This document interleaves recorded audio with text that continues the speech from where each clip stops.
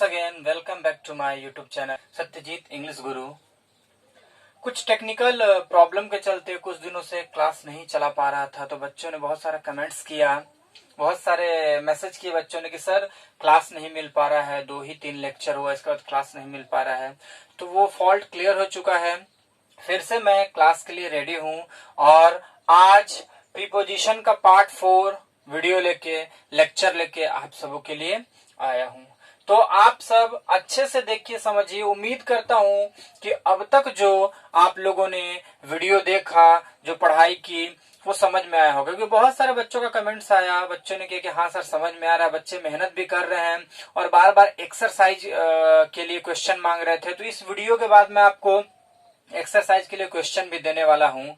और एक और बात की जो नए लिसनर्स है, जो नए स्टूडेंट हैं, वो इस चैनल को सब्सक्राइब कर लें ताकि आगे का नोटिफिकेशन, आगे का वीडियो आपको मिलता रहे। और जो पुराने स्टूडेंट्स हैं उनका ये काम है कि नए स्टूडेंट्स को ये चैनल शेयर कीजिए ताकि वो भी इस लॉकडाउन में समय का सदुपयोग करें, पढ़ाई कर सके। मैंने कोशिश तो किया है कि अच्छे से आपको सारी क्लैरिटी पता चल पाए। यदि बोर्ड पे लिखे हुए लेटर्स, वर्ड्स नहीं भी पता चल पाते हैं तो अन्यथा की स्थिति में आपको यही करना है कि मेरी तरफ अट्रैक्शन बनाना है। मेरी बातों को ध्यान से सुनिए, 2 बार 3 बार इस लेक्चर को देखिए तो आसानी से सारा प्रीपोजिशन का कॉन्सेप्ट आपका क्लियर हो जाएगा। और सभी को, नए स्टूडेंट को चैनल शेयर करिए, सब्सक्राइब करने के लिए कहिए। तो लेट अस स्टार्ट। देखिए, प्रीपोजिशन का 4th पार्ट में वही जो पोजिशनल प्रीपोजिशन का लिस्ट पार्ट था, मैंने पोजिशनल प्रीपोजिशन में पढ़ाया कि 9 या 10 जो उसके टाइप्स थे, मैं उसमें पढ़ाया था। जैसे कि उसमें पढ़ाया था ऑन, इनटू, अपॉन, वही सब जो टाइप्स पढ़ाया था, उसी के कुछ भाग शेष रह गए थे, बच गए थे। वही लिस्ट पार्ट को इसमें मैं लेके चला हूं। इसके बाद कुछ बच्चों के कमेंट्स आए थे कि सर थोड़ा सा प्रीपोजिशन को और इजी और आसान तरीके में ढालिए और एनालाइज कीजिए। तो वीडियो के लास्ट में मैं कुछ ऐसे अच्छे ट्रिक्स देने वाला हूं, इजी सिंपल ट्रिक्स बताने वाला हूं, जिससे कि आपको प्रीपोजिशन और क्लियर हो जाएगा। तो लास्ट तक, अंत तक बने रहिएगा, अंत का भाग जरूर देखिएगा। कुछ ऐसे ट्रिक्स मैं दूंगा, ऐसे प्रीपोजिशन को इजी और इजी में एनालाइज करूंगा कि क्लियर हो जाएगा। फिलहाल स्टार्ट करते हैं बचे हुए पोजिशनल प्रीपोजिशन के भाग को। पोजिशनल प्रीपोजिशन में हम लोगों ने जी पॉइंट तक पढ़ लिया था। जी के बाद जो एच और आई पॉइंट आज हम डिस्कस करेंगे वो है अंडर और बिलो। अंडर और बिलो पोजिशनल प्रीपोजिशन के लिए यूज होता है। इनका यूज पोजिशनल प्रीपोजिशन या प्लेस प्रीपोजिशन में किया जाता है और के नीचे के सेंस में हम इनका यूज करते हैं। इनका यूज हम कैसे करते हैं? के नीचे के सेंस में। तो आइए मैं बताता हूं कि अंडर का ये मतलब होता है के नीचे, बिलो का भी मतलब होता है के नीचे, लेकिन इनके यूजेस कहां होते हैं और कैसे होते हैं, सो हम क्लियर करते हैं। लिखा हुआ है guys, under shows no touching and half covering. Under का यूज हम नीचे के सेंस में करते हैं, लेकिन वहां करते हैं जहां टच का सेंस नहीं देता है, स्पर्श नहीं करता है। और कवरिंग के लिए हाफ कवरिंग, कोई वस्तु या व्यक्ति इसके नीचे तो होगा अंडर का यूज करके, लेकिन वो उससे टच नहीं कर रहा होगा और वो उसको कवर नहीं कर रहा होगा। वहीं पे बिलो का यूज के नीचे के सेंस में किया जाता है। किस लिए? तो देखिए, below shows full covering. Below का यूज हम के नीचे के सेंस में तो करते हैं, लेकिन ये फुल कवर करता है। अब कैसे कवर करता है वो देखिए, एग्जांपल से एकदम क्लियर हो जाएगा। मैंने पिछले वीडियो में भी, पिछले लेक्चर में भी आपको बताया था कि जो भी टाइप्स पढ़िए, जो भी पार्ट्स पढ़िए, खुद से वर्कआउट इतना करिए, एग्जाम्पल इतना बनाइए कि कॉन्सेप्ट क्लियर हो जाए। एग्जाम्पल बनाना आ गया तो कॉन्सेप्ट क्लियर हो जाएगा। आइए एग्जाम्पल देखते हैं। मोहन इज सिटिंग अंडर या बिलो ए ट्री। यहाँ पे दिया हुआ है कि मोहन पेड़ के नीचे बैठा है। अब देखिए क्राइटेरिया क्या होगा। मोहन जब पेड़ के नीचे बैठा है तो क्या वो टच करेगा पेड़ में? तो टच नहीं करेगा। अंडर कह रहा है कि नो टचिंग, और क्या पूरी तरह से पेड़ उसे कवर करेगा? तो ट्री के नीचे कोई व्यक्ति बैठा हो तो ट्री उसे पूरी तरह से कवर नहीं कर पाएगा, कहीं ना कहीं उसे धूप, पानी, छाया आती रहेगी। इसलिए पहला क्राइटेरिया क्लियर करता है कि no touching and half covering. पेड़ के नीचे जब आप बैठते हैं तो ऐसा स्थिति होता है। तो यहाँ पे अंडर और बिलो में से करेक्ट यूज अंडर का होगा, बिलो का यूज नहीं होगा। क्लियर है? समझते रहिएगा। Second example, they are reading under या बिलो द सीलिंग। सीलिंग का मतलब गाइज होता है छत, सीलिंग का मतलब घर का जो छत होता है ऊपर वाला, उसे सीलिंग कहते हैं। तो वे लोग छत के नीचे पढ़ रहे हैं, के नीचे के सेंस में तो यूज हुआ है। जब छत के नीचे पढ़ रहे हैं तो टचिंग का तो सेंस नहीं है, लेकिन छत ने मुझे फुल कवर कर रखा है। छत जो है पूरी तरह से कवरिंग, फुल कवरिंग का सेंस दे रहा है ना। तो सीधी बातों में यही समझना है आपको कि अंडर का use no touching half covering में होता है और बिलो का यूज फुल कवरिंग में। जहां पता चले कि पूरी तरह से कवर कर पा रहा है वहां हम बिलो का यूज करते हैं। Last example, a cat is under या बिलो द टेबल। टेबल के नीचे क्या है जी, मेज के नीचे क्या है जी, तो एक बिल्ली है। तो उसके नीचे है तो वो टच भी नहीं कर रही है, टच तो नहीं करेगी टेबल को, और पूरी तरह से टेबल ने उसे कवर भी नहीं कर रखा, हम देख भी तो सकते हैं ना उसे। तो यहाँ पे अंडर का यूज होता है। क्लियर है? चलिए नेक्स्ट टॉपिक जो आई पॉइंट में है, सॉरी आई पॉइंट में एबव और ओवर, इन दोनों का मतलब पोजिशनल प्रीपोजिशन में यूज करते हैं तो मतलब होता है ऊपर। दोनों का मतलब ऊपर, लेकिन दोनों का हम यूज कहां करेंगे वो देखिए, बड़े ही इजी कंसेप्ट में समझते हैं इसको। एबव सोज हायर देन समबडी या समथिंग। पिछले लेक्चर में मैंने बता दिया कि शॉर्ट फॉर्म है, समबडी है, समथिंग है, इसलिए इसको समझिए अच्छे से, कंसर्न कीजिए, समझ में आएगा। एबव का यूज हम ऊपर के सेंस में करते हैं वहां जो बहुत ज्यादा ऊंचाई पर है, जिसे हम पा नहीं सकते। मैंने लिख रखा है बियॉन्ड रीच, वैसी ऊंचाई जो हमारे पहुंच से ऊंची हो, जिसे हम छू नहीं सकते हैं, वहां पे एबव का यूज करते हैं। वहीं पे ओवर का यूज कहां करते हैं, तो ओवर सोज कंप्लीटली कवरिंग समबडी या समथिंग। ओवर का यूज भी के ऊपर के सेंस में करते हैं, लेकिन जो पूरी तरह से उस चीज को कवर कर ले और हमारी ऊंचाई से ज्यादा ऊंचा नहीं हो, वहां पे ओवर का सेंस करते हैं। ठीक है, एग्जाम्पल से समझते हैं। द सन रोज ओवर या एबव द होरिजोन। देखिए होरिजोन का मतलब क्षितिज या बादल होता है, इसकी यही मीनिंग होती है। और यहाँ पे रोज, ध्यान दीजिएगा, छोटी छोटी बातें ये सब समझते रहिए आप लोग। राइज का भी टू रोज यूज किया गया है। सूर्य जो है वो निकला, सूर्य जो है वो निकला कहा जी, होरिजोन के क्षितिज के ऊपर, बादल के ऊपर। तो सूर्य जो होरिजोन में निकलेगा वो बियॉन्ड रीच, हमारी पहुंच से तो बाहर है ना, हमारे पहुंच में तो नहीं है। तो मोटा मोटी तौर पे ये समझिए कि हमारे पहुंच से बाहर वाली चीजों के लिए एबव का यूज करते हैं, और ऊपर के सेंस में वैसी चीजें जो पहुंच तक हो वहां पे ओवर का यूज करते हैं। तो यहाँ पे एबव का यूज करेक्ट होगा, ओवर का यूज नहीं किया जाएगा। Second example, his expenses are over या एबव हिज मीन्स। एक्सपेंसेस का मतलब गाइज होता है खर्च, और मीन्स का मतलब होता है इनकम या साधन। उसके जो खर्च हैं उसके साधन से क्या है जी, अधिक हैं, साधन से ऊपर है, जितना कमाता है उससे ज्यादा खर्च होता है, यानी बियॉन्ड रिच का सेंस यहाँ पे दे रहा है। तो यहाँ पे हम यूज करेंगे एबव का, ओवर का यूज नहीं करेंगे। Last example, spread the carpet above या ओवर द फ्लोर। स्प्रेड का मतलब होता है बिछाना, फैलाना, और फ्लोर का मतलब गाइज होता है फर्श। मैंने बताया सीलिंग का मतलब ऊपर वाला छत का भाग, और फ्लोर का मतलब फर्श। यहाँ कह रहे हैं कि फर्श पे कारपेट को फैला दो या बिछा दो। तो जब हम फर्श पे कारपेट को फैलाएंगे या बिछाएंगे तो पूरी तरह से उसको ऊपर जाकर उसे कवर कर लेगा ना। तो यहाँ सेंस क्या दे रहा है, कंप्लीटली कवरिंग। तो कंप्लीटली कवरिंग के सेंस में हम ओवर का यूज करते हैं, एबव का नहीं। और वैसा ऊंचाई का सेंस में जो हमारे पहुंच से बाहर हो वहां हम एबव का यूज करते हैं। तो बात समझ में आई? हाँ तो गाइज अभी हम लोग ने पढ़ा under, below, above and over. उसी से रिलेटेड कुछ और पॉइंट्स, और ये लास्ट पॉइंट है, यहां जाके पोजिशनल प्रीपोजिशन खत्म हो जाएगा। इससे पहले हम लोगों ने स्टडी किया टाइम प्रीपोजिशन, और ये सेकेंड पार्ट चल रहा है। प्रीपोजिशन का सेकेंड काइंड चल रहा है, भला ही चौथे पार्ट में ये वीडियो बना है, लेकिन काइंड सेकेंड चल रहा है, और वो है पोजिशनल प्रीपोजिशन। और उसी में हम जे और के यानी 2 पॉइंट और पढ़ेंगे। उसमें पढ़ेंगे अंडरनीथ या बीनीथ, और लास्ट अगेंस्ट। क्लियर है? तो देखिए अंडरनीथ और बीनीथ, इसका मतलब भी होता है के नीचे। पोजिशनल प्रीपोजिशन में के नीचे के सेंस में हम अंडरनीथ और बीनीथ का यूज करते हैं। तो आप कहिए कि सर अभी तो आप पढ़ाएं अंडर और बिलो भी के नीचे, और ये अंडरनीथ और बीनीथ क्या? तो देखिए अभी प्रीपोजिशंस हैं, और पोजिशनल प्रीपोजिशंस में ही इनका यूज होता है, लेकिन यूज में डिफरेंस है। इनका यूज किसी खास पहचान के लिए किया जाएगा, किसी खास सिचुएशन के लिए किया जाएगा, उनका यूज खास सिचुएशन के लिए। जैसा कि अंडर का यूज करते थे नो टचिंग हाफ कवरिंग के सेंस में, वही बीलो का यूज करते थे किस लिए करते थे, फुल कवरिंग के सेंस में। तो देखिए अंडरनीथ और बीनीथ का यूज हम कहां करेंगे, सो आइए क्लियर करते हैं। Underneath is used for touching and for visible things.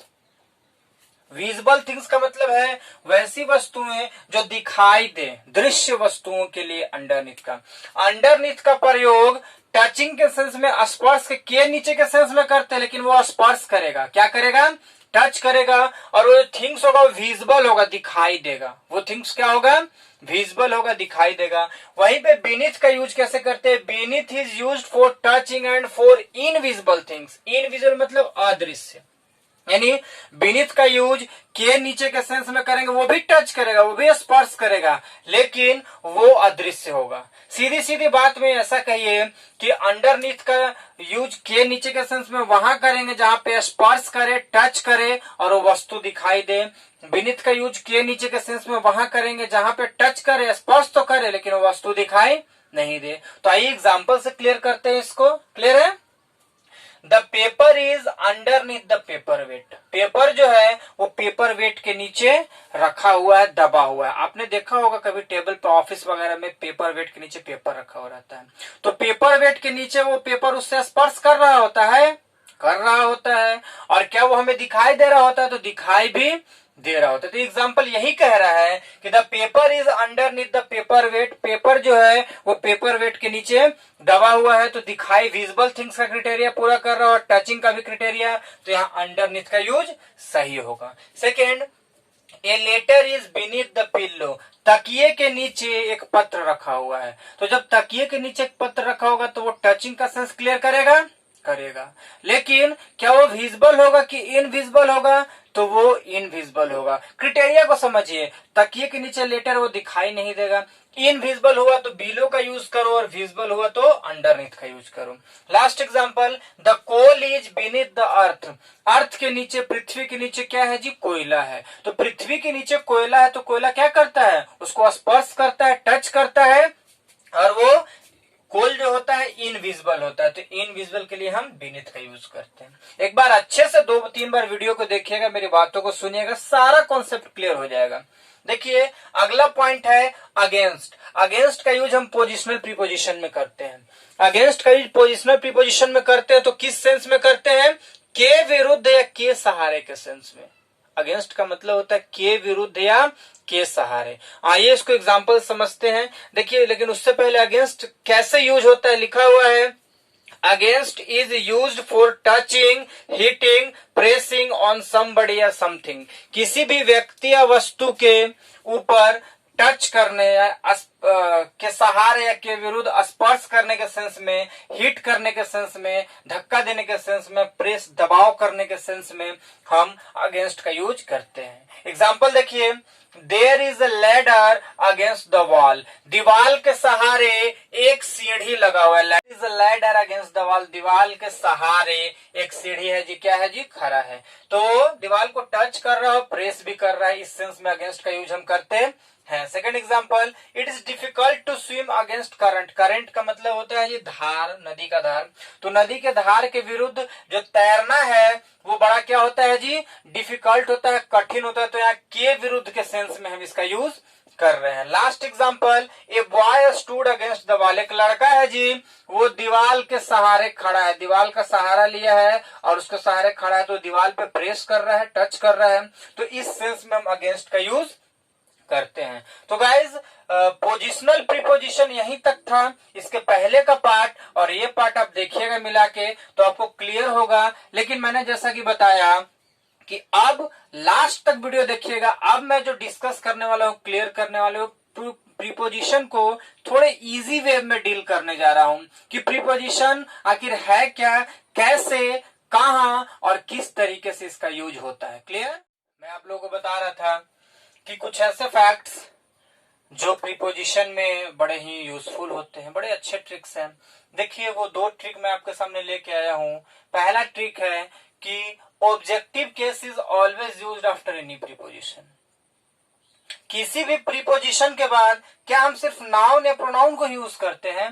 तो नहीं, किसी भी प्रीपोजिशन के बीच हम प्रीपोजिशन के बाद नाउन, प्रोनाउन या वर्ब को भी यूज हम करते हैं, लेकिन उनका यूज अलग अलग वे में किया जाता है, अलग अलग तरीके से किया जाता है। कैसे किया जाता है सो देखिए मैं बताता हूं। पहला ट्रिक कह रहा है कि objective case is always used after any preposition. किसी भी प्रीपोजिशन के बाद आप नाउन या प्रोनाउन का यूज करते हैं तो वो नाउन या प्रोनाउन ऑब्जेक्टिव केस में यूज होता है।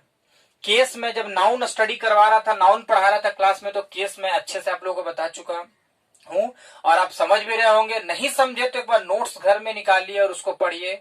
यदि उससे भी नहीं समझ में आ रहा है तो कमेंट सेक्शन में कमेंट करिएगा, मैं केस का भी एक वीडियो, एक लेक्चर लेके यहाँ पे आऊंगा। ऑब्जेक्टिव केस का मतलब गाइस होता है कर्म कारक यानी ऑब्जेक्ट के रूप में, ठीक है। किसी भी नाउन या प्रोनाउन को यूज करेंगे हम तो एज अ ऑब्जेक्ट। एग्जाम्पल देखिए, she laughed at me. At यहाँ प्रीपोजिशन है और एट के बाद जो मी है वो ऑब्जेक्टिव केस में है। आई का ऑब्जेक्टिव केस क्या बनता है? मी। तो सीधी सीधी बात यही कह रहा है कि किसी भी प्रीपोजिशन के बाद हम नाउन या प्रोनाउन को रखेंगे तो ऑब्जेक्टिव केस में रखेंगे। Second example, there is no friendship between you and me. तुम्हारे और मेरे बीच कोई भी दोस्ती नहीं है। तो बिटवीन यहाँ पे गाइज प्रीपोजिशन है और यू एंड मी जो है ये ऑब्जेक्टिव केस में यूज किया हुआ प्रोनाउन है। देखिए यू जो ऐसा प्रोनाउन है जो सब्जेक्टिव केस और ऑब्जेक्टिव केस में भी सिमिलर होता है, ठीक है। इन सब छोटी छोटी बातों को समझिएगा। तो पहला रूल क्लियर हुआ। सेकेंड रूल क्या कह रहा है सो देखिए, we use ING form of any main verb which is used after any preposition. सीधी बातों में यह रूल कह रहा है कि किसी भी प्रीपोजिशन के बाद यदि हम मेन वर्ब का यूज करते हैं तो वो वर्ब आईएनजी फॉर्म में यानी V1 प्लस आईएनजी फॉर्म में उसको यूज करेंगे। एक बात मैं आपको क्लियर कर देना चाहूंगी, V1 में आईएनजी लगा के डिफरेंट यूजेस किए जाते हैं, अलग अलग यूजेज है। V1 में आईएनजी लगाते हैं तो कंटिन्यूअस फॉर्म भी बनता है, V1 में आईएनजी लगाते हैं तो प्रेजेंट पार्टिसिपल भी बनता है और V1 में आईएनजी लगाते हैं तो जिरंड भी बनता है। तो आपको इस टॉपिक को यहाँ पे देखिए मैंने लिख रखा है, V1 plus ING equal to gerund. V1 में आईएनजी बनाते हैं तो वो जिरंड बनता है। तो जिरंड करता क्या है जी? तो एज अ नाउन, जिरंड का यूज हम एज अ नाउन करते हैं, नाउन की तरह करते हैं। बनता तो वर्ब से है, V1 में आईएनजी लगाते हैं तो जिरंड बनता है, बनता तो वर्ब से है लेकिन फंक्शन किसके तरह करता है? नाउन की तरह। और जब नाउन की तरह फंक्शन करेगा कोई चीज तो उसका यूज या तो सब्जेक्ट के रूप में, या तो ऑब्जेक्ट के रूप में, या तो कॉम्प्लीमेंट के रूप में, यही तीन चीज में करते हैं ना। तो सेकेंड रूल भी सीधा सीधा यही कर रहा है कि किसी भी प्रीपोजिशन के बाद मेन वर्ब का यूज करिए तो आईएनजी फॉर्म में यूज करिए, V1 के फॉर्म में यूज करिएगा तो गलत हो जाएगा। एग्जाम्पल देखिए, Ram escaped the bird from hunting. Escape का मतलब होता है बचाना। राम ने पक्षी को बचाया किस चीज से जी? शिकार करने से बचाया। किस चीज से? शिकार से बचाया। फ्रॉम जो है गाइस वो प्रीपोजिशन है और प्रीपोजिशन के बाद वर्ब हंट आया था तो उसमें हमने आईएनजी लगाया और हंटिंग, ये करेक्ट यूज होगा। यदि यहाँ पे ऑप्शन में एक्सरसाइज बनाइएगा और हंट दिया हुआ रहेगा तो हंट गलत हो जाएगा, हंटिंग सही होगा, क्योंकि रूल कहता है कि प्रीपोजिशन के बाद आने वाले मेन वर्ब का हम आईएनजी फॉर्म यूज करते हैं। Second example, she prevented me from going there. Prevent का मतलब रोकना है, बचाना। उसने मुझे रोका वहां जाने से, या उसने मुझे बचाया वहां जाने से। तो देखिए फ्रॉम प्रीपोजिशन है और फ्रॉम के बाद जो गो का फॉर्म है वो गोइंग यानी जिरंड फॉर्म में आईएनजी फॉर्म में यूज किया हुआ है। Next example, he is addicted to drinking. वह पीने का, शराब पीने का आदी है, अभ्यस्त है। एडिक्टेड मतलब आदी, अभ्यस्त है। देखिए ड्रिंक का आईएनजी फॉर्म हमने यूज कर रखा है। तो ये कुछ ऐसे ट्रिक्स हैं जो पढ़िएगा, समझिएगा, इसको कंसर्न करिएगा तो सब कॉन्सेप्ट क्लियर हो जाएगा कि नाउन या प्रोनाउन का यूज प्रीपोजिशन के बाद करते हैं तो ऑब्जेक्टिव केस में, और किसी भी मेन वर्ब का यूज हम प्रीपोजिशन के बाद करते हैं तो जिरंड के फॉर्म में यानी आईएनजी के फॉर्म में यूज करते हैं। तो गाइज इस तरह से कुछ बेसिक टिप्स थे प्रीपोजिशन का, और सेकेंड काइंड पोजिशनल प्रीपोजिशन खत्म हुआ। नेक्स्ट वीडियो में मैं आपके लिए इससे रिलेटेड कुछ एक्सरसाइज लेकर आऊंगा और उसके बाद नेक्स्ट काइंड जो टाइम प्रीपोजिशन होगा उसको स्टार्ट करूंगा, ठीक है।